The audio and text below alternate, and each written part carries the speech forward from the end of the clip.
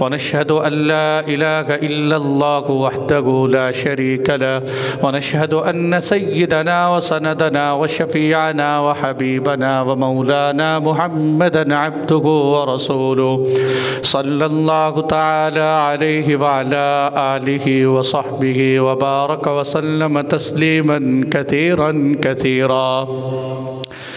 أما بعد فقال الله سبحانه تبارك وتعالى إلا تنصروه فقد نصره الله إذ أخرجه الذين كفروا ثاني اثنين إذ هما في الغار إذ يقول لصاحبه لا تحزن إن الله معنا. عن البراء بن عازب رضي الله عنه عن رسول الله صلى الله عليه وسلم قال ما رأيت شيئا أحسن قط من رسول الله صلى الله عليه وسلم. آمنت بالله صدق الله مولانا العظيم وصدق رسوله النبي الكريم ونحن على ذلك من الشاهدين والشاكرين والحمد لله رب العالمین. سامعین محترم، گزشتہ جمعے حضور نبی اکرم صلی اللہ علیہ وسلم کے سفر ہجرت میں سے ایک ٹکڑا آپ حضرات کو سنایا، اور وہ مکہ المکرمہ سے لے کر غار ثور کی بلندیوں تک کا سفر تھا، جس میں صدیق اکبر رضی اللہ عنہ کا یارانہ، آپ کی قربانیاں آپ حضرات کے سامنے بیان کی. اسی سفر ہجرت کا اگلا حصہ انشاءاللہ آج بیان کروں گا. اللہ سے دعا ہے کہ مجھے صحیح گفتگو کرنے کی، ہم سب کو سننے کی، اس پہ عمل کی توفیق عطا فرمائے. میرے دوستو، آپ صلی اللہ علیہ وسلم نے جس وقت مکہ المکرمہ چھوڑا، آپ نے پہاڑ کی بلندی پہ کھڑے ہو کر مکہ المکرمہ کو دیکھا اور دیکھ کر ارشاد فرمایا ما اطیبک من بلد، اے مکہ المکرمہ تیرے سے زیادہ کوئی پاکیزہ شہر نہیں ہے. اے مکہ المکرمہ اللہ کے ہاں روئے زمین پر تیرے سے زیادہ کوئی محبوب سرزمین نہیں ہے. اگر تیرے اہل، تیرے اندر رہنے والے لوگ مجھے تنگ نہ کرتے تو میں کبھی بھی تجھے چھوڑ کر نہ جاتا ہوں. یہ الفاظ آپ صلی اللہ علیہ وسلم نے مکہ المکرمہ کے بارے میں کہے.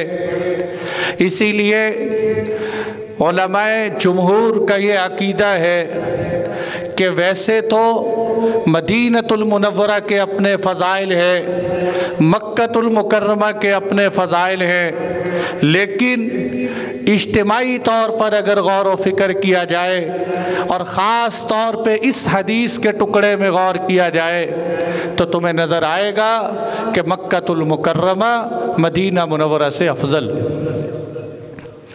مکہ المکرمہ مدینہ المنورہ سے افضل، کیونکہ اللہ کے محبوب کہہ رہے اگر یہ مجھے تنگ نہ کرتے میں تیرے علاوہ کہیں اور نہ جاتا، تو مجھے سب سے زیادہ محبوب ہے. اور وہاں ایک نماز کا ثواب 1,00,000 کے برابر، مسجد نبوی میں ایک نماز کا ثواب 50,000 کے برابر. بیت اللہ کا حرم ہونا یہ قرآن سے ثابت ہے، احادیث مصطفیٰ سے مدینہ منورہ کا حرم ہونا ثابت. اس لیے یہ فضائل اپنی جگہ پر، میں اس علمی بحث میں آپ کو الجھانا نہیں چاہتا، لیکن یہ بات اس لیے کی کہ ایک اور بات سمجھانا چاہتا ہوں. وہ کیا ہے؟ امام مالک رحمۃ اللہ علیہ فرماتے مکہ والو ٹھیک ہے دلائل تمہارے غالب آئے، دلائل کی دنیا میں تم کامیاب ہوئے، لیکن میں تو عشق کی دلیل دیتا ہوں، اور میں عشق کی دنیا میں مدینہ منورہ کو دیکھتا ہوں تو میں تو یہ سمجھتا ہوں مدینہ مکہ سے افضل. آپ سے پوچھا گیا کیا دلیل ہے؟ بڑی عجب بات ارشاد فرمائی، فرمانے لگے بات یہ ہے کہ مکہ میرے نبی کی جائے ولادت تھی، میرے نبی کے اپنے موجود تھے، میرے نبی کا اپنا کنبہ موجود تھا، میرے محبوب دعوت دیتے رہے، آپ کو آپ کے صحابہ کو مارے پڑتی رہیں، لیکن میرے محبوب مدینے گئے، مدینہ حضور کا پرایا تھا، وہاں اپنے نہ تھے، پر جب میرے نبی وہاں گئے تو مدینہ بغیر تلوار کے فتح ہوا، مدینے کی گلیوں میں حضور کی محبت دوڑتی ہوئی نظر آتی تھی، پر مکہ المکرمہ افضل تو ہے پر مکہ بھی تلوار سے فتح ہوئے، مدینہ میرے نبی کی محبت سے فتح ہوا۔ تو یہ ایک ان کی عاشقانہ دلیل ہے۔ آپ صلی اللہ علیہ وسلم جب غار ثور میں 3 دن گزار چکے، غار ثور سے نکل کر اب آپ نے دیکھا کہ خبریں ٹھنڈی پڑ گئیں، اب ہمیں یہاں سے نکلنا چاہیے۔ آپ صلی اللہ علیہ وسلم ایک اونٹنی پر سوار ہوئے، دوسرے پہ صدیق اکبر سوار ہوئے، تیسری اونٹنی پر آپ کے غلام عامر بن فہیرہ سوار ہوئے، چوتھی سواری پر عبداللہ بن اریقط سوار ہو گئے۔ عبداللہ بن اریقط مسلمان نہیں تھے، یہ رستہ دکھانے کے لیے، کیونکہ رستہ عام رستے سے ہٹ کر تلاش کرنا تھا تاکہ لوگ پکڑ نہ لے، اس لیے اگر آپ جائیں اور اللہ جانا نصیب کرے، آپ دیکھیں گے غار ثور مدینہ منورہ کے رستے میں نہیں، بالکل الٹ سمت میں۔ آپ صلی اللہ علیہ وسلم جنوب میں گئے، جنوب میں جانے کے بعد پھر رستہ گھمایا، پچھم کی طرف گئے، پھر رستہ گھما کے آپ ساحل سے ہوتے ہوئے اس رستے پہ آئے جو مدینہ المنورہ لے جاتا تھا، اور یہ سارا کمال تھا عبداللہ بن اریقط۔ یہاں سے علماء نے استدلال کیا ہے کہ غیر مسلم کو آدمی ملازم رکھ سکتے، کیونکہ آپ صلی اللہ علیہ وسلم نے غیر مسلم سے کام کے لیے، لیکن قادیانی کو ملازم نہیں رکھ سکتے۔ یہ ایک بات سمجھنے کی، غیر مسلم میں قادیانی شامل نہیں۔ تو بہرحال وہ ایک الگ بات ہے۔ آپ صلی اللہ علیہ وسلم نے یوں سفر شروع کیے، اب رستے میں چند واقعات پیش آئے۔ ایک واقعہ تو یہ پیش آیا کہ دوپہر کا وقت ہوا، آپ صلی اللہ علیہ وسلم کو گرمی کی شدت محسوس ہوئی، اور عرب کی سرزمین پہ شدت اور گرمی، آپ کو سایہ تلاش کرتے ہوئے ایک چٹان کے نیچے گئے اور وہاں بیٹھ کے سایہ لیا۔ ادھر سے ایک چرواہا آیا بکریاں چراتے ہوئے، صدیق اکبر رضی اللہ عنہ نے اس سے پوچھا تو کہاں سے؟ اس نے بتایا، تعارف کے بعد اس کی بکری کا دودھ نکال کے آپ صلی اللہ علیہ وسلم کی خدمت میں لے کے گئے، کہ دیکھا کہ اللہ کے محبوب آرام کر رہے ہیں، تو اپنی چھاگل سے پانی نکالا، اس دودھ میں ملایا اور ٹھنڈا کر کے آپ صلی اللہ علیہ وسلم کو پیش کیا۔ یوں سمجھ لے کہ لسی بنا کے حضور کو دی، لسی بنا کے۔ اب تم کہو گے لسی پینا حضور سے ثابت ہے، آپ صلی اللہ علیہ وسلم کو لسی بنا کے دی، دودھ میں پانی ملا کے دیے، آپ صلی اللہ علیہ وسلم نے پیا، اور آپ نے انتہائی خوشی کا اظہار کیا کہ صدیق اکبر رضی اللہ، یہ واقعات چھوٹے چھوٹے بیچ میں آپ کو دکھائیں گے کہ اس مشقت کے سفر میں بھی خدمت کی جاتی ہے تو صدیق اکبر کی طرح کس طرح خدمت کی جاتی ہے، کہ آپ صلی اللہ علیہ وسلم کو خوش دیکھ کے صدیق اکبر کا کلیجہ ٹھنڈا ہو گیا کہ آپ صلی اللہ علیہ وسلم کو راحت پہنچی۔ پھر آگے سفر شروع کیا۔ اب ادھر سے قریش مکہ نے اعلان کر دیا تھا کہ جو آدمی حضور صلی اللہ علیہ وسلم کو اور صدیق اکبر رضی اللہ عنہ کو پکڑ کے لے آئے، ہر ایک کے بدلے میں 100 اونٹ انعام کا ملے۔ 100 اونٹ کروڑوں میں چلے جاتے ہیں، تو یہاں بھی پکڑنے کے لیے اعلان ہو جائے تو آدمی کتنی تگو دو کرے گا، بیٹھے بٹھائے کروڑوں مل جائیں. تو اس کے لیے لوگوں نے آپ صلی اللہ علیہ وسلم کو تلاش کرنا شروع کر دی. اللہ کی شان، سراقہ بن مالک بن جعثم بیٹھے ہوئے اپنے قبیلے کے اندر. ابھی یہ بات چل رہی تھی کہ جو آدمی آپ صلی اللہ علیہ وسلم کو پکڑ کے لائے گا اس کو 100 اونٹنیاں ملیں گی.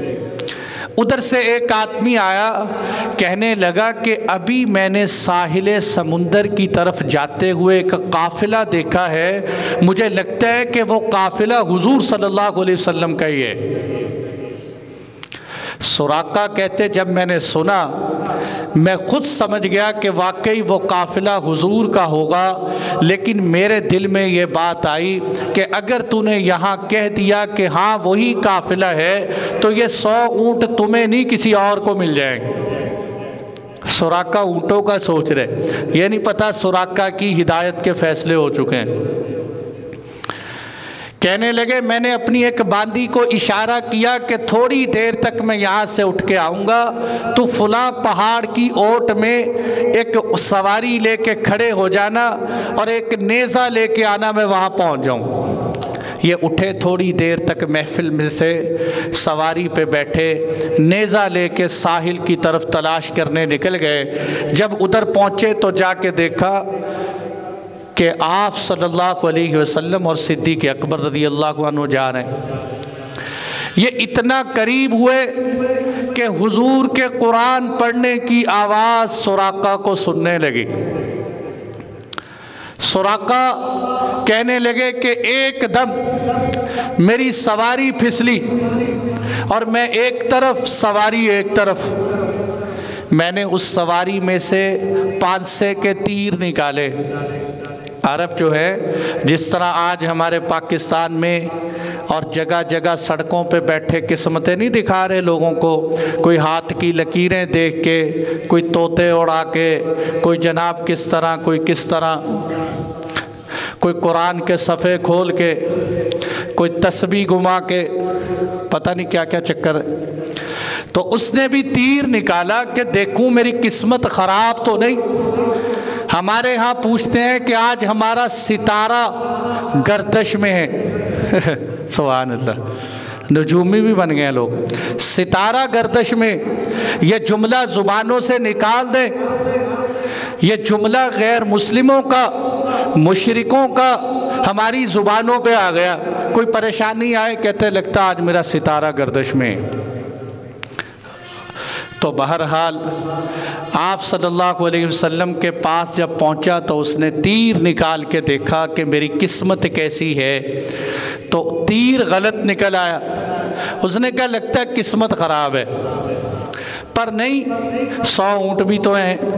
پھر سفر شروع کیے.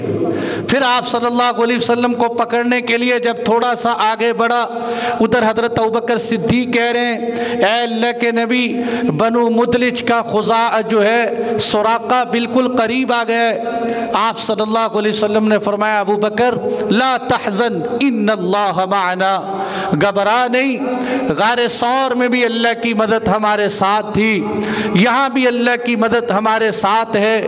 ان مشرکوں بے ایمانوں کے مقابلے میں اللہ کی مدد کو اپنے ساتھ سوچنا چاہیے. آپ صلی اللہ علیہ وسلم نے یہ دعا پڑھی، اللہم اکفناہ بما شئت، اے اللہ تو جس طرح چاہے تو اس کو کافی ہو جا. سراقہ کے گھوڑے کے پاؤں اسی وقت زمین میں دھنس گئے، گھٹنوں کے برابر زمین میں چلا گیا. گھوڑے کو ہلاتا رہا، وہ نہ ہلا، اور آپ صلی اللہ علیہ وسلم اس کو دیکھ رہے ہیں. سراقہ سمجھ گیا کہ یہ حضور کی بد دعا لگ گئی.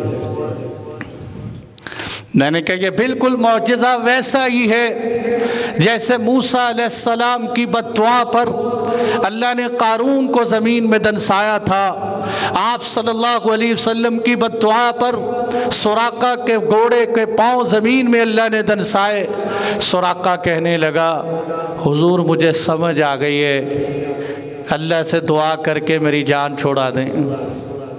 آپ صلی اللہ علیہ وسلم نے دعا کی، سراقہ کے گھوڑے کے پاؤں باہر نکل آئے، کہنے لگا حضور اب ایسے تو واپس نہیں جاؤں گا، مجھے کوئی پروانہ بھی لکھ کے دیں، مجھے امان بھی لکھ کے دیں کہ آپ نے مجھے امن دیا، آپ نے مجھے امان دیا۔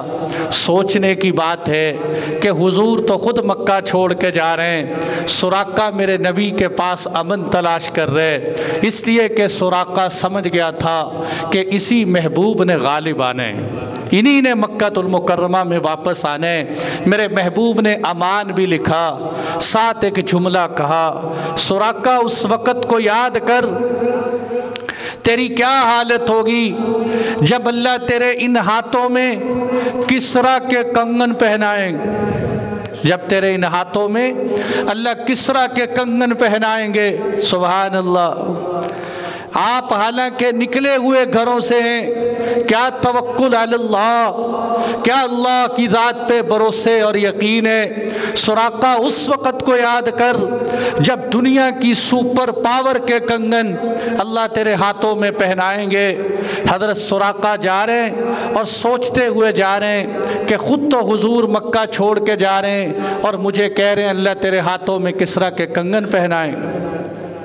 میرے دوستو، دنیا نے دیکھا کہ میرے نبی کی یہ بشارت صرف 15 سال بعد اس طرح پوری ہوئی کہ کسرا کے خزانے سیدنا عمر فاروق رضی اللہ عنہ کے زمانے میں مسجد نبوی کے صحن میں پڑے ہوئے تھے۔ آپ کو وہ بات یاد آئی، حضرت عمر رضی اللہ عنہ نے فرمایا کہاں ہے سراقہ، بلا کے لاؤ۔ سراقہ کو بلا کے لایا گیا، آپ نے فرمایا سراقہ آج نعرہ تکبیر لگا اور یوں اللہ کی حمد و ثنا کر، اللہ اکبر، الحمدللہ الذی سلبہما من کسرا بن ہرمز والبسہما سراقۃ بن مالک الاعرابی۔ تمام تعریفیں اس اللہ کے لیے جس نے کسرا بن ہرمز جیسے بادشاہ سے خزانے چھین کر محمد مصطفیٰ کی پیشن گوئی کو پورے کرنے کے لیے ایک دیہاتی کے ہاتھوں میں کنگن پہنا دیے، ایک دیہاتی کے ہاتھوں کنگن پہنا۔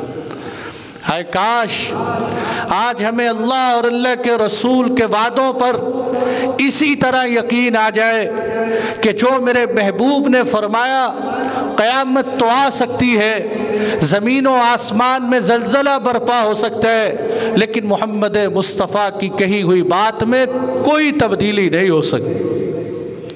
جو فرمایا سچ فرمایا ہوگا، دنیا کی جتنی تدبیریں بن جائیں لیکن آپ کی کہی ہوئی باتیں روز روشن کی طرح آئیں گی، انشاءاللہ آئیں گی۔ یہ یقین اسی کے لیے یقین ہے کہ بن دیکھے مانو۔ آپ صلی اللہ علیہ وسلم کا سفر چلتا رہا۔ اگلا واقعہ بڑا عجب پیش آیا۔ آپ کا ایک خیمے پہ گزر ہوا۔ خیمہ کس کا تھا؟ ام معبد کا خیمہ تھا۔ عاتقہ نام تھا، ام معبد کا خیمہ تھا۔ بڑی باحیا، بڑی سخی، بہت دلیر عورت خیمے کے باہر بیٹھتی تھی کپڑا اوڑھ کے کہ کوئی مسافر گزرے اس کو کھانا کھلاؤں، کسی کو پانی پلاؤں۔ آپ صلی اللہ علیہ وسلم پاس سے گزرے، پوچھا کہ چلو ام معبد کے پاس چلتے ہیں۔ ام معبد سے کہا کہ کچھ کھانے پینے کو ملے گا، بے شک قیمتاً پیسوں میں دے دیں۔ ام معبد کہنے لگی میں کوئی بیچنے والی تھوڑی ہوں، یا جیسے ہمارے ہاں کرتے ہیں کہ اگر کسی کا نقصان ہو جائے کہتے ہیں اب جلدی جلدی سودا مارو، اس کو دبا لو جتنا دبا سکتے ہو، مسافروں کو لوٹ لو جتنا لوٹ سکتے ہو۔ کہنے لگی اگر میرے گھر میں کچھ کھانے پینے کو ہوتا، میں بیچنے والی نہیں، میں تمہیں بغیر اکرام کے، بغیر خدمت کے یہاں سے جانے نہ دیتی، لیکن بدقسمتی کہ ہمارے علاقے میں قحط آ چکا ہے، گھر میں کچھ بھی نہیں، ایک مریل بکری ہے جو چلنے کے قابل نہیں، دودھ دیتی نہیں، وہ گھر میں ٹھہری ہوئی ہے بس۔ آپ صلی اللہ علیہ وسلم نے فرمایا کیا ہمیں اس سے دودھ نکالنے کی اجازت ہے؟ کہنے لگیں اس سے دودھ کیا نکالو، جو چلتی نہیں، کبھی دودھ دیا نہیں، کیسے دودھ نکالیں؟ آپ نے فرمایا اجازت ہے، ہاں اجازت۔ اب یہ معبد کھڑی دیکھ رہی ہے کہ وہ آدمی، وہ شخصیت جس کو میں کہہ رہی ہوں کہ بکری سے دودھ نہیں نکلنا، وہ پھر بھی کہہ رہے ہیں بکری سے دودھ کی اجازت ہے۔ برتن نیچے رکھ کے آپ نے تھن دھوئے، بسم اللہ پڑھ کے، میرے محبوب کے کسی بکری کو ہاتھ لگیں اس سے دودھ نہ آئے، یہ کیسے ہو سکتا ہے؟ آپ صلی اللہ علیہ وسلم نے تھنوں پہ جو ہاتھ رکھا اس سے دودھ نکلنا شروع ہوا، برتن بھرنا شروع ہو گیا، برتن پورا بھرا۔ آپ نے فرمایا لے معبد تو دودھ پی۔ معبد نے دودھ پیا۔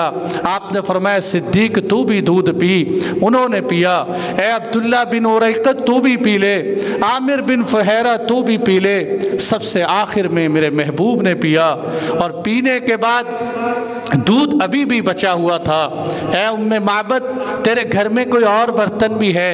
آپ نے فرمایا لے آؤ۔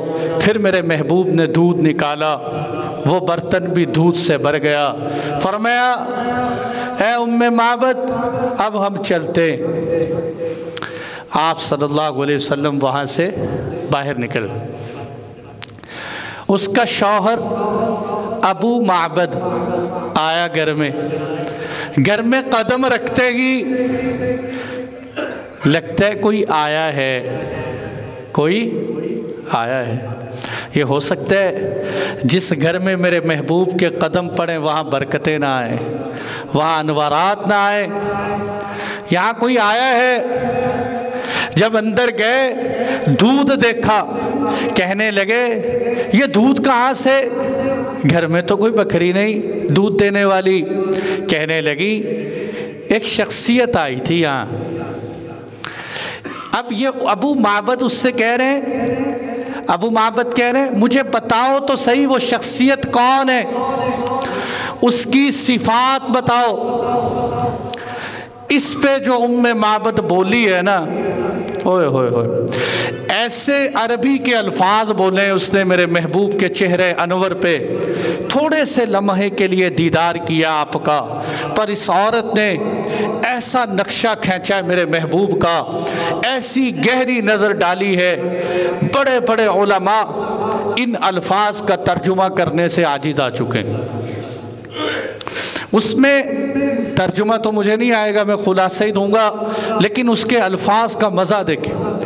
اب یہ کہہ رہی ہے رأیت رجلا ظاہر الوضاء حسن الخلق ملیح الوجه لم تعبه ثجلا ولم تزر به صعلا قسيم وسيم وفي عينيه دعج وفي أشفاره غطف وفي صوته سهل أحول أكهل أزج أقرد وفي عينيه وفي عنقه سطع وفي لحيته كثافة إذا صمت فعليه الوقار وإذا تكلم السماء وعلاه البهاء حلو المنطق فصل لا نزر ولا هدر كأن منطقه خرزات هزر ينهدر أبهى الناس وأجمله من بعيد وأحلاه وأحسنه من قريب غصن بين غصنين۔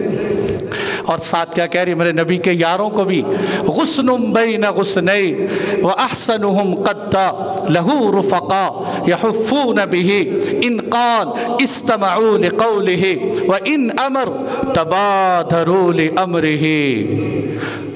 سبحان اللہ، سبحان، کیا الفاظ میں مزہ ہے یار۔ اس کا آسان ترجمہ کروں ساری عبارت کی، آسان ترجمہ یہ ہے کہ میں تمہیں کیا بتاؤں، یہاں سے ایک ایسی ہستی گزری ہے، یوں لگتا ہے جیسے 14ویں کا چاند کپڑے پہن کر زمین پہ اتر آیا ہو۔ 14ویں کا چاند کپڑے پہن کر زمین پہ اتر آیا ہو، بس ایک ایسی شخصیت کو میں نے دیکھا۔ اس کے ترجمے میں مزہ پیدا کرنے کے لیے میں شمائل ترمذی کو ساتھ ملاتا ہوں، آپ صلی اللہ علیہ وسلم کا تھوڑا سا حلیہ میں آپ کو سناؤں، اور ویسے بھی حلیے میں آپ صلی اللہ علیہ وسلم کا حلیہ اس لیے سنو، اس لیے اپنے سامنے لاؤ۔ میں دنیا سے کہتا ہوں، اے دنیا دارو، اے لوگو، اے یورپ کے ایوانوں میں رہنے والوں، اے دنیا کے حسن پہ ناز کرنے والوں، آج دنیا جس کسی سے بھی جن بنیادوں پر بھی محبت کرتی ہے، وہ ساری دنیا میں تلاش کرو، خدا کی قسم تمہیں محمد مصطفیٰ سے زیادہ کہیں نہیں ملے۔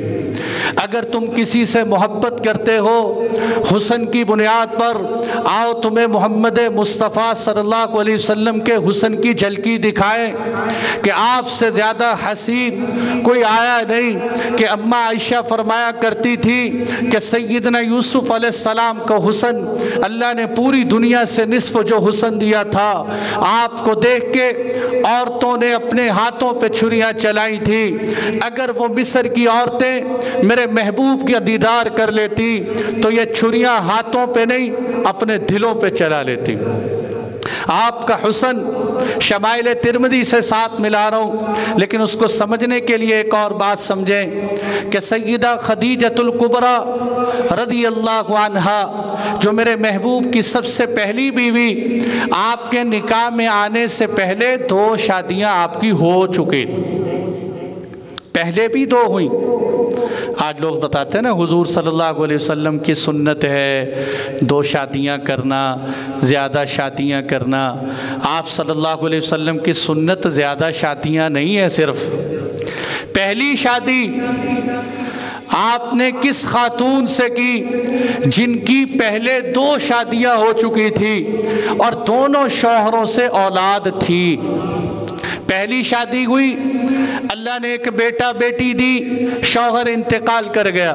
دوسری شادی ہوئی حالہ سے، ابو حالہ ان کو کہتے تھے، ان سے اللہ نے 2 بیٹے دیے، ہند اور حالہ۔ اسی حالہ کی نسبت سے آپ کو ابو حالہ کہتے تھے، ان سے آپ کی شادی ہوئی، ان کا بھی انتقال ہوا۔ تیسرے نمبر پر آپ صلی اللہ علیہ وسلم سے شادی ہوئی۔ آپ کی عمر اس وقت 40 سال تھی اور حضور کی عمر 25 سال تھی، 15 سال کا فرق تھا۔ آپ صلی اللہ علیہ وسلم کی عمر مبارک 25 سال، سیدہ خدیجہ کی عمر 40 سال، اور اللہ کی شان دیکھیے کہ حضور کی ساری اولاد حضرت خدیجہ سے ہوئی، ساری اولاد حضرت خدیجہ سے ہوئی، سوائے ابراہیم کے وہ ماریہ قبطیہ سے ہوئے، باقی آپ کی ساری اولاد حضرت خدیجہ سے ہوئی۔ تو یہ سنانا اس لیے چاہ رہا تھا، پہلے بھی بتائی کہ حضرت خدیجہ جب آئیں تو جو حالہ سے بیٹا ہوا تھا، ابو حالہ جن کی نسبت سے کہا گیا ان کو، اس حالہ کو بھی اپنے ساتھ لے کر حضور کے گھر میں آ گئی۔ یعنی حضرت خدیجۃ الکبریٰ کا جو پہلے شوہر سے بیٹا تھا وہ بھی حضور کے گھر میں ہی رہتا تھا، سیدہ فاطمہ الزہرا کے وہ مادرزاد بھائی، ماں کی طرف سے بھائی۔ یہ بات آپ کو اس لیے سنائی کہ سیدنا حسن ابن علی رضی اللہ عنہ ترمذی میں ہے، فرماتے ہیں کہ میں نے اپنے ماموں حالہ سے کہا، ماموں کیسے بنا یہ رشتہ سمجھانے کے لیے آپ کو یہ ساری تفصیل سنائی۔ میں نے اپنے ماموں حالہ سے کہا، اور میرے ماموں حالہ اس طرح کے تھے، کان وصافا عن حلیت رسول اللہ صلی اللہ علیہ وسلم، جو میرے محبوب کے حلیے کے تذکرے بڑی فصاحت بلاغت سے کیا کرتے تھے، بڑے مزے لے لے کے کیا کرتے تھے۔ میں نے اپنے ماموں سے کہا، ماموں جی ہمیں اللہ کے نبی کا حلیہ تو بتا بتائیے، آپ صلی اللہ علیہ وسلم کی صفات تو بتائیے تاکہ میرا بھی اس کے ساتھ تعلق ہو جائے۔ تعلق کے دو مطلب ہیں، ایک تو یہ کہ میں حضور کی عادات اپناؤں، دوسرا یہ کہ جس طرح آپ حضور کا حلیہ دنیا کو سناتے ہیں میں بھی حضور کا حلیہ لوگوں کو سنایا کروں۔ اب اس پر وہ حدیث سنا رہا ہوں، اس پہ انہوں نے جو سنایا کہ آپ صلی اللہ علیہ وسلم کے کیا کہنے، کان رسول اللہ صلی اللہ علیہ وسلم فخما مفخما، میرے نبی عزت دار تھے اور اوروں کی نظر میں بھی عزت دار تھے۔ بعض لوگ خود ذلیل ہوتے ہیں، اوروں کی نظر میں عزت دار بنتے ہیں، میرے محبوب خود بھی عزت دار تھے، اوروں کی نظر میں بھی عزت دار تھے۔ یتلألأ وجہہ تلألؤ القمر لیلۃ البدر، میرے نبی کا چہرہ یوں چمکتا تھا جیسے 14ویں کا چاند چمکتا ہوا نظر آتا ہے۔ ایک صحابی کہتے ہیں، ایک اور حدیث ایڈ کر رہا ہوں بیچ میں، ایک صحابی کہتے ہیں رات کے وقت میں آیا، چاند اپنی آب و تاب پہ تھا اور پورا چمک رہا تھا، 14ویں کا چاند تھا۔ میں حضور کے گھر میں گیا، میرے محبوب یمنی جبے میں تھے، آپ دروازے پہ تشریف لائے، جیسے ہی میری نظر آپ کے چہرے پہ پڑی میں نے چاند کو دیکھنا شروع کیا، دوسری طرف آپ کو دیکھتا رہا، میں دونوں میں فرق دیکھتا رہا، خدا کی قسم میرے محبوب چاند سے زیادہ حسین تھے، میرے نبی چاند سے زیادہ خوبصورت تھے۔ آپ کا چہرہ یوں چمکتا جیسے 14ویں کا چاند چمکتے ہوئے نظر آتے۔ آپ صلی اللہ علیہ وسلم کے لیس بالطویل البائن ولا بالقصیر، میرے محبوب کا نہ بہت لمبا قد نہ بالکل چھوٹا کہ بہت لمبا ہو تو آدمی کہتے ہیں لمبا تڑنگا آدمی، چھوٹا ہو کہتے ہیں ٹھکنے قد کا ہے، یہ چھوٹا ہے، عیب بیان کرتے ہیں نا، یہ ٹھکنے قد کا وہ لمبا تڑنگا۔ اللہ نے محبوب کو ایسا حسن دیا، نہ طویل تھے نہ قصیر تھے، بالکل درمیان میں، لیکن لمبے پن کی طرف مائل تھے۔ 5 فٹ سے لے کر 6 فٹ کے درمیان اگر دیکھا جائے تو درمیانہ بہترین قد بنتا ہے، یوں محسوس ہوتا ہے جیسے آپ صلی اللہ علیہ وسلم کا قد یہ تھا، نہ لمبا نہ چھوٹا، درمیانہ قد، لمبے کی طرف مائل تھا۔ آپ صلی اللہ علیہ وسلم کی تیسری صفت، آپ کے بال، آپ کے سر کے بال مبارک نہ گنگریالے تھے نہ بالکل سیدھے کھڑے ہوئے۔ حسن دیکھیں، یعنی وہی بات آ جائے گی نا جب آپ سنیں گے تو آخر میں حسان بن ثابت کے شعر کو جوڑنے ہیں تو آپ کو پتہ چلے گا حسان نے کیا ترجمانی کی ہے۔ آپ کے بال بالکل سیدھے نہیں، آپ کے بال بالکل گنگریالے نہیں، آپ صلی اللہ علیہ وسلم کے بال کچھ کھڑے تھے، آخر پہ یوں گھومتے تھے نیچے کی طرف، گنگریالے پن کی طرف آخر سے مائل ہوتے تھے۔ میرے محبوب کے بالوں کی 3 صفتیں بیان کی کہ آپ کے بال وفرا بھی تھے، آپ کے بال لما بھی تھے، آپ کے بال جمہ بھی تھے۔ وفرا ان بالوں کو کہتے ہیں جو یوں یہاں سے آئیں کانوں کی لو تک آئیں۔ آپ کی زلفیں والضحیٰ واللیل اذا سجا سنا رہا ہوں، آپ کی زلفیں یوں آتی تھی جیسے آبشار گر رہی ہو، یوں بال اوپر سے پیچھے کی طرف کانوں کی لو تک یہ آپ کے بال ہوتے، اور اگر آپ بال نہ کٹواتے تو یہ بال گردن تک چلے جاتے، اس کو عربی میں لما کہتے ہیں۔ جب آپ اور بال چھوڑ دیتے تو میرے محبوب کے بال کندھوں تک آ جائے گا۔ وفرا، لما، جمہ، یوں آپ شاروں کی طرح آپ کے بال پیچھے کی طرف جاتے تھے۔ آپ صلی اللہ علیہ وسلم واسع الجبین، کشادہ پیشانی، نہ طویل نہ بہت عریض، کشادہ پیشانی، آپ کا سر مبارک قدرے بڑا، بہت بڑا نہیں، بوجھل محسوس ہو، بالکل چھوٹا نہیں۔ اور یہ تو شاید آپ نے بڑوں کا مقولہ سنا ہو، بڑے سرداروں کے پاؤں بڑے گنواروں کے۔ آپ صلی اللہ علیہ وسلم کا سر قدر بڑا، اس لیے کہ آپ سردار تھے، پوری امت کی سرداری سنبھالنی تھی۔ قدر بڑا سر، بالکل چھوٹا نہیں، جیسے یہ دولے شاہ کی چوڑیاں جو لوگوں میں مشہور ہے نا، چھوٹے سر، یہ بھی عوام میں عجیب سی بات ہے۔ بات پھر نکل آتی عوام کی غلطیوں کی اصلاح کی طرف بات چلی جائے۔ لوگ کہتے ہیں دولہ شاہ نے یوں کر دیے، او بھئی پیدائشی طور پہ کوئی بیچارہ چھوٹے سر والا پیدا ہو جاتا ہے، اس کو پکڑ کے لوگ وہاں چھوڑ آتے ہیں، یہ سرکار دولہ شاہ نے ان کا سر چھوٹا کر دی۔ وَرَبُّكَ يَخْلُقُ مَا يَشَاءُ وَيَخْتَارُ، تیرا رب جس کو جس طرح چاہتا ہے پیدا کرتا ہے، تیرے رب کے ماں سوا کوئی کسی کو اس طرح کرنے والا نہیں۔ یہ قرآن ہے۔ تو بہرحال آپ کا سر نہ بہت بڑا نہ بہت چھوٹا، درمیانہ اور بڑے پن کی طرف مائل۔ آپ صلی اللہ علیہ وسلم کی جو یہ ابرو، آپ کے جو آبرو تھے، یہ باریک اور ڈھلے ہوئے، آنکھوں سے ڈھلے ہوئے باریک۔ آپ نے دیکھا نا خواتین اس کو باریک بنانے کے لیے کتنی مشقتیں کرتی ہیں، چیخیں بھی نکل رہی ہوتی ہیں اور بال بھی کٹوا رہے ہوتے ہیں، لوگ بھی کٹوا رہے ہوتے ہیں۔ آپ صلی اللہ علیہ وسلم کو کٹوانے کی کوئی ضرورت نہیں، باریک اور یوں آنکھوں سے نیچے کو ڈھلکتے تھے۔ یہ آپ صلی اللہ علیہ وسلم کے آبرو تھے۔ بیچ میں آبروؤں کے، یہ میں اس بوڑھی اماں کی حدیث سمجھا رہا ہوں آپ کو، آپ کے بیچ میں، اس آبروؤں کے بیچ میں تھوڑا سا فاصلہ تھا، یا ایک رگ تھی جو آپ کی پیشانی میں تھی۔ جب آپ صلی اللہ علیہ وسلم غصے میں آتے تھے، جب آپ غضب کی حالت میں ہوتے تھے، اس وقت یہ رگ یوں ہلتی ہوئی نظر آتی، آپ کی پیشانی سے یوں حرکت کرتی ہوئی نظر آتی۔ بیچ میں ایک رگ تھی جو بڑکتی ہوئی نظر آتی تھی۔ میرے محبوب کی جو آنکھیں، سبحان، 4 صفتیں موجود ہیں، احول، اکحل، یہ میرے محبوب کی آنکھوں کی صفات ہیں۔ احول، اکحل، آپ کی آنکھیں کیسی؟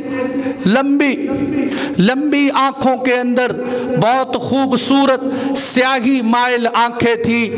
آپ کی جو سفیدی تھی، اس سفیدی کے اندر سرخ ڈورے دوڑتے ہوئے نظر آتے تھے۔ بڑی آنکھ تھی آپ صلی اللہ علیہ وسلم کی، اور بہترین آنکھ تھی۔ فرمایا یوں لگتا تھا جیسے ہر وقت آنکھ میں سرما لگا ہوا ہو۔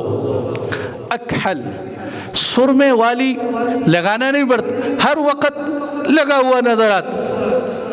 چہرہ میرے محبوب کا، سبحان اللہ، آپ کا چہرہ لمبا نہیں، چھوٹا نہیں، گولائی لیے ہوئے آپ کا خوبصورت چہرہ تھا۔ رخسار آپ کے یوں پلین، بالکل وسیع رخسار تھے آپ صلی اللہ علیہ وسلم کے، اور آپ صلی اللہ علیہ وسلم کے جو دانت مبارک تھے، اوپر اور نیچے ان کے بیچ میں ہلکی سی ایک یوں فاصلہ تھا۔ جب آپ یوں مسکراتے تھے، یوں لگتا تھا، صحابہ فرماتے ہیں، جیسے نور نکل کے دیواروں پہ پڑ رہے آپ کے مسکرانے۔ اس لیے میں نے شاید پہلے بھی بتایا کہ بعض صحابہ نے میرے محبوب کو چاند سے تشبیہ دی، بعض صحابہ نے میرے محبوب کے حسن کو سورج سے تشبیہ دی۔ حالانکہ سورج اور چاند میں بہت فرق ہے، تشبیہ کی دنیا کے لوگ جانتے ہیں۔ سورج میں حرارت ہے، چاند میں برودت ہے، چاند میں ٹھنڈک ہے، سورج میں شدت ہے۔ یہ سورج اور چاند کی طرح کس طرح کے ہوئے، ہم نے سمجھانے کے لیے میں نے پہلے بھی بتایا تھا کہ اس کو سمجھنا بہت آسان ہے کہ جب میرے محبوب مسکراتے تھے تو یوں محسوس ہوتا تھا جیسے آپ چاند جیسے ہیں۔ جب میرے محبوب غصے میں آتے تھے تو یوں محسوس ہوتا تھا جیسے سورج کی طرح۔ یہ آپ کی دو کیفیتیں تھیں۔ آپ جب مسکراتے، آپ کے یوں اندر سے نور نکلتا ہوا نظر آتا۔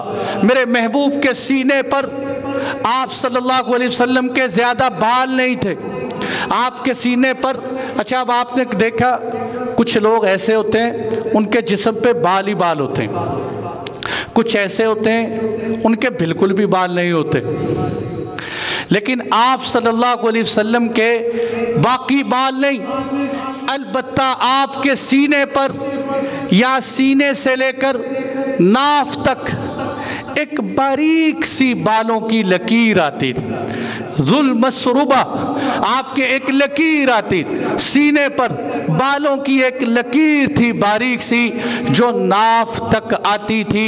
آپ صلی اللہ علیہ وسلم کے دونوں کندھوں کے بیچ میں فاصلہ تھا، بہت زیادہ پہلوانوں کی طرح نہیں، بالکل عام لوگوں کی طرح سکڑا ہوا بھی نہیں، آپ کے بعید ما بین المنکبین، آپ کے دونوں کندھوں کے بیچ میں کچھ طویل فاصلہ تھا، آپ کے جسم کے اعضاء جوڑ بڑے مضبوط قسم کے تھے، آپ کی انگلیاں کشادہ نہ بہت زیادہ طویل تھی۔ یہ میرے محبوب کا حسن، اور آپ صلی اللہ علیہ وسلم آپ کے ہاتھ گوشت سے پر تھے لیکن ملائم اتنے تھے، صحابی فرماتے ہیں کہ جب میں اللہ کے محبوب سے مصافحہ کرتا تو مجھے پتہ چلتا کہ دنیا تو ریشم کو نرمی سے ویسے ہی تشبیہ دیتی ہے، میرے محبوب کے ہاتھ ریشم سے بھی زیادہ نرم تھے، میرے محبوب کے ہاتھ ریشم سے بھی زیادہ نرم تھے۔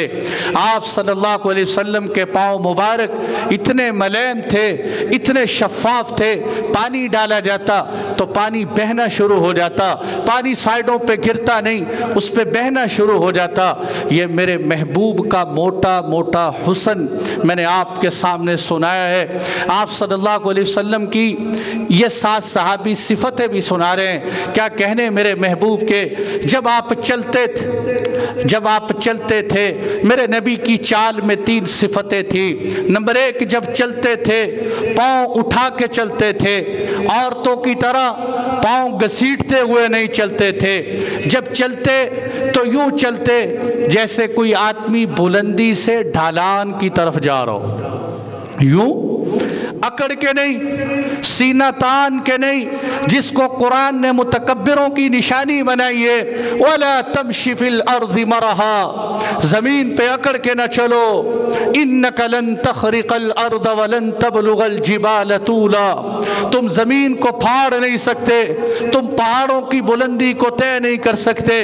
اور فرمایا جو اللہ کے نیک بندے ہوتے ہیں، وَعِبَادُ الرَّحْمَنِ الَّذِينَ يَمْشُونَ عَلَى الْأَرْضِ هَوْنًا، جو زمین پہ عاجزی سے چلتے، آپ یوں چلتے جیسے آدمی اونچائی سے ڈھلان کی طرف جا رہا ہو، اور جب آپ چلتے آپ کی سپیڈ اللہ کی طرف سے ایسی تیز ہوتی، صحابہ فرماتے ہیں جب حضور چل رہے ہوتے تھے نارمل میں تو ہم دوڑ رہے ہوتے، ہم دوڑ کے آپ کا مقابلہ کرتے تھے، اور آپ کی درمیانی چال ہوتی تھی، چال میں 3 صفتیں میں نے بتائی، چال تیز بھی تھی، قدم اٹھا کے چلتے تھے، اور آپ جب چلتے تھے تو یوں چلتے تھے جیسے بلندی سے نیچے کی طرف جا رہے ہوں۔ ہائے کاش مسلمانوں تمہیں کسی نے اللہ کے نبی کی یہ زندگی سنائی ہوتی، یا آپ صلی اللہ علیہ وسلم کی زندگی پہ چلنے کا ہم نے کبھی سوچا ہوتا۔ رات ایک محفل میں ہم بیٹھے ہوئے تھے، ایک لڑکا چھوٹی سی عمر کا بچہ وہ بتانے لگا کہ مفتی صاحب نیٹ پہ ٹک ٹاک پہ ایک رجب بٹ آتا ہے، دنیا اس کو بہت زیادہ سنتی ہے، اس کے کئی ملین ہیں، اس کے فالورز کی بڑی تعداد ہے۔ میں نے کہا بھئی وہ بتاتا کیا ہے؟ کہتے کچھ بھی نہیں بتاتا، اس کا ابا بتانے لگا، بس اپنی فیملی دکھاتے، اپنے گھر بار کے لوگ دکھاتے، بےہودہ چیزیں دکھاتے، ساری قوم اس کو دیکھنے پہ لگی ہوئی۔ میں نے کہا بیٹا تمہیں حضور کا صلی اللہ علیہ وسلم کا نام آتا ہے؟ کہتا ہے آپ صلی اللہ علیہ وسلم۔ میں نے کہا تو نام نہیں۔ تمہیں صدیق اکبر کا نام آتا ہے؟ तुम्हें फारूक आज़म का नाम आते? तुमने कभी दामाद मुस्तफ़ा का नाम सुने?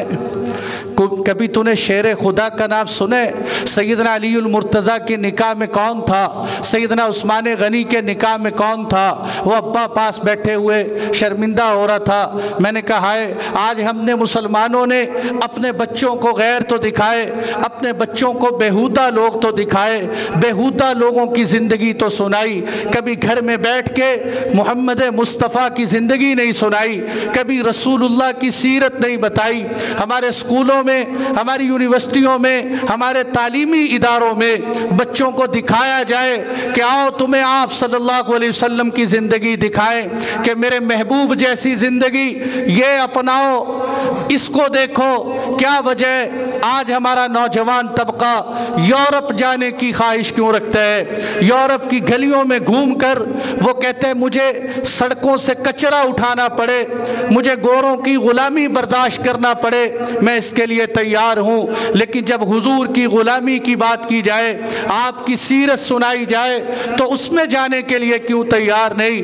वजह इसकी ये है कि या तो हुजूर की ज़िंदगी सुनी नहीं, पढ़ी नहीं, कभी उसका मुताला नहीं किया। क्या चाल थी मेरे महबूब की, मैं बता रहा हूँ। आप अंदाज़ा करें दुनिया जहाँ के अंदर कोई ऐसा हसीन है जो मेरे महबूब का मुकाबला करे? क्या चाल थी आपकी? तीन सिफतें मेरे महबूब की चाल की मैंने आपको बताई। कभी हमने चलने की कोशिश की, कभी देखा कि ये चाल है मेरे महबूब की। आप कदम उठा के चलते थे, चलने में तेज चलते थे, ढालान जैसे बुलंदी से ढालान की तरफ आ रहे हो, तवाज़ो से चलते थे, आजिज़ी इनकिसारी के साथ चलते थे। सहाबा आपके साथी, आपके मातहत गुलामों से भी ज़्यादा मेरे नबी की कदर करने वाले थे। लेकिन दुनिया को दिखाया कि लोगों लीडर इस तरह के होते हैं, कायद इस तरह के होते हैं। सहाबा आगे चलते थे, मेरे महबूब पीछे चलते थे। सहाबा को आगे चलाते थे, खुद पीछे चलते थे। या तो इसकी वजह यह है कि आपके साथ फरिश्ते चलते थे, फरिश्ते आपके पीछे होते थे, सहाबा को इसलिए आगे चलाते थे। फिर भी आप सल्लल्लाहु अलैहि वसल्लम की चाल इतनी तेज होती, सहाबा से आगे निकल जाया करते थे। और सुनाऊं, मेरे महबूब जब किसी की बात सुनते ना, तो ये देखें मेरी तरफ, जैसे मैं बैठा हूँ, एक है इधर से कोई आदमी आए, अब उसकी मैंने बात सुनी, मैं यहाँ बैठे बैठे इशारे करके बात कर। आप देखेंगे जिसके पास थोड़ा सा पैसा ज़्यादा हो जाए ना, उसके मुखातब करने का स्टाइल भी और हो जाता है, उसके खांसी लेने का स्टाइल भी बदल जाता है, तो बुलाने का अंदाज़ तो वैसे ही बहुत बदल जाता है आदमी का। आप सल्लल्लाहु अलैहि वसल्लम खातमुन नबिय्यीन है, इमामुल अंबिया है। दुनिया में जिस जिस को जितनी इज़्ज़त मिली, सारी इज़्ज़तें मोहम्मद मुस्तफ़ा के जूतों पे कुर्बान की जा सकती हैं। इज़्ज़तों के ताज आपके सर पे थे। कोई भी आदमी आता तो सिर्फ आँख के किनारे से बात नहीं सुनते थे, किनारे से बात नहीं सुनते थे, बल्कि अगर कोई आदमी बाईं तरफ आया तो हुजूर पूरा यूं मुड़ जाया करते, अपने पूरे जिस्म को उसकी तरफ फेर देते। कोई दाईं तरफ आया तो सिर्फ ऐसे नहीं, बल्कि अपने पूरे वजूद के साथ आप सल्लल्लाहु अलैहि वसल्लम उसकी तरफ मुड़ जाते, उनकी बात सुनते। तबीयत के एतबार से व अलयनुहुम अरीकतन, मेरे महबूब नरम मिजाज थे, नरम मिजाज थे। और क्या फरमाया, घर के एतबार से, तिरमिज़ी सुना रहा हूँ, अखबार जहाँ नहीं, कोई बातें नहीं सुना रहा, तिरमिज़ी के तर्जुमे सुना रहा हूँ आपको। व अलयनुहुम अरीकतन, नरम मिजाज के थे, नरम मिजाज। बाज़ लोग बेचारे वो 20-20 साल हंसते ही नहीं, कहते हैं जी हम कभी हंसे ही नहीं। तो अल्लाह से माफ़ी मांगो, तेरा दिल इतना सख्त हो गया तुम्हें हंसी नहीं आती। आप सल्लल्लाहु अलैहि वसल्लम ने तो किसी मुसलमान को मुस्कुरा के मिल देने को सदका बताया है, मुस्कुरा के मिल। और मैं कहता हूँ आज के दौर में सबसे ज़्यादा इस नेकी की ज़रूरत है। کسی کو ہنس کے ملنا. دیکھیں نا، صدقہ ہر آدمی نہیں دے سکتا، غریب نہیں دے سکتا، لیکن مسکرا کے ملنے کا صدقہ تو غریب بھی دے سکتے، ہر بندہ دے سکتے. کسی سے بھی ملتے ہوئے مسکرا دو، بس صدقے کا ثواب. میرے محبوب وَأَلْيَنُهُمْ عَرِيكَةً، میرے محبوب طبیعت کے نرم تھے. وَأَصْدَقُهُمْ لَهْجًا، میرے نبی لہجے کے سچے تھے. وَأَحْسَنُهُمْ خُلُقًا، میرے نبی اخلاق کے اعلیٰ تھے. اخلاق کے اعلیٰ.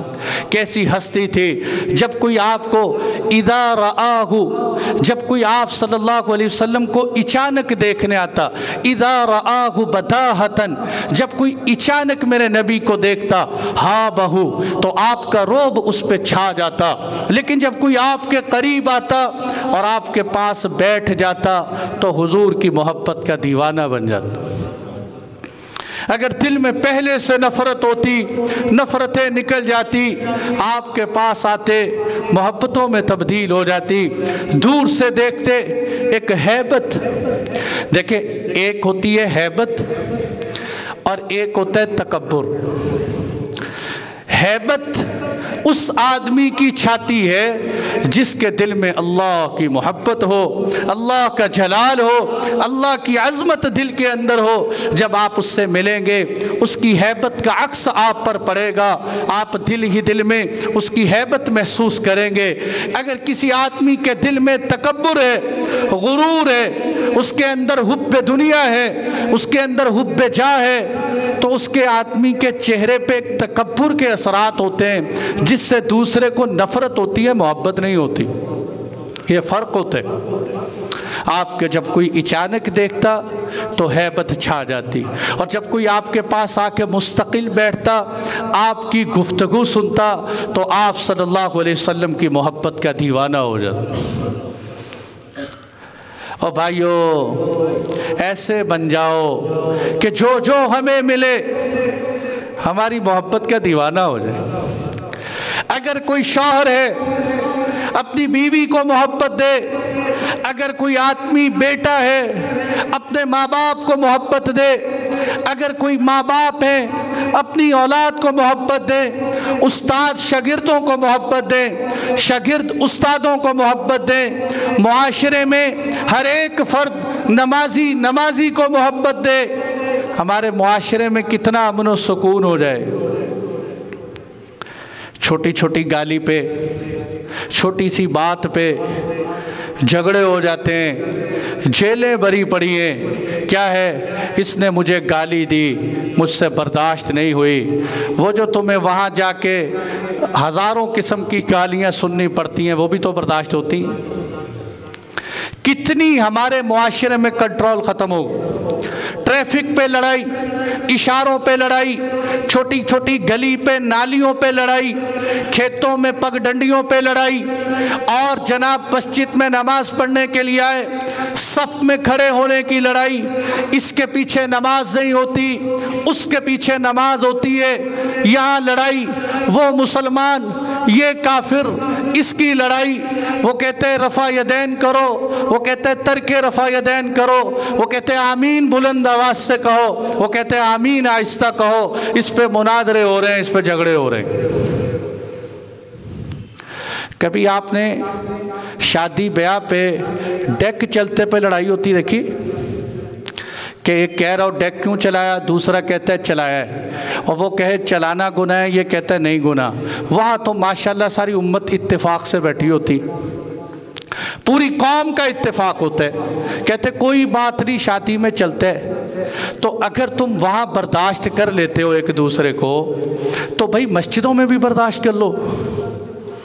حرم میں نمازیں نہیں پڑھتے، حرم میں نمازیں پڑھتے ہوئے امام حرم رفع الیدین کر رہے، آپ کے دائیں بائیں کھڑے لوگ رفع الیدین سے نماز پڑھ رہے ہیں اور آپ بغیر رفع یدین کے پڑھ رہے ہیں. مالکیہ مل گئے ہاتھ چھوڑ کے نماز پڑھ رہے ہیں.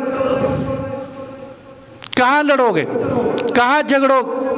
اس لیے بھائیو ان پھڈوں میں نہ پڑو، ان اختلافات میں نہ پڑو، یہ علماء کی بحثیں ہیں، اہل علم حضرات اس میں لگتے ہیں، بات کرتے ہیں، اگر وہ اختلاف کرتے ہیں ان کو اختلاف کا دائرہ کار پتہ ہوتا ہے، یہ ہم جیسوں کے لیے نہیں ہے، ہمیں ضرورت ہے ہم اپنی اخلاقی زندگی سنواریں۔ آدمی لیکچر دے گا، وقت اوپر چلا گیا معاف کرنا سمیٹ رہا ہوں، بندہ طویل گفتگو کرے گا نا، نماز کا وقت ہو جائے، اس کو کہیں چلے نماز پڑھنے، کہنا نہیں مولوی صاحب تسی ہوئے پڑھے ہو، ابھی تو 1 گھنٹہ لیکچر دے رہا تھا، اسلام کے بڑے باریک مسئلے تو چھیڑ کے بیٹھا ہوا تھا، کبھی تو صحابہ کرام پہ تبصرے کر رہا تھا، کبھی تو اہل بیت اور صحابہ کے ٹکراؤ کر رہا تھا، کبھی تو کہتا ہے یہ مولوی صحیح بات کرتا ہے وہ غلط بات کرتا ہے، کیا کیا تبصرے تو کر رہا تھا، کیا نماز پہ کسی مولوی کا اختلاف ہے جس کو تو بالاتفاق نہیں پڑھ رہا؟ بھئی نماز کتنی پڑھی آج؟ 5 پڑھی؟ نہیں پڑھی۔ اچھا مسئلے دین کے جتنے مرضی مجھ سے الجھا لو، جتنی مرضی بحثیں کروا لو، نہیں میرے دوستو، آپ صلی اللہ علیہ وسلم کی یہ صفات سنا کے میں نے کوئی اپنا علم نہیں جاڑا آپ لوگوں پر، میں یہ چاہتا ہوں کہ ہمارے ہر فرد کے اندر، ہر بھائی کے اندر، ہر چھوٹے بڑے کے اندر، ہمارے معاشرے میں میرے نبی کے اخلاق پھیل جائیں، اخلاق پھیل جائیں۔ یہ نقشہ تھا جو معبد نے میرے محبوب کا کھینچا تھا، وہ میں نے آپ کو سنایا ہے، آخری الفاظ اس کے یہ تھے کہ اس نبی کے یار ایسے ہیں، اس نبی کو دوست اللہ نے ایسے دیے ہیں۔ کون تھا اس وقت؟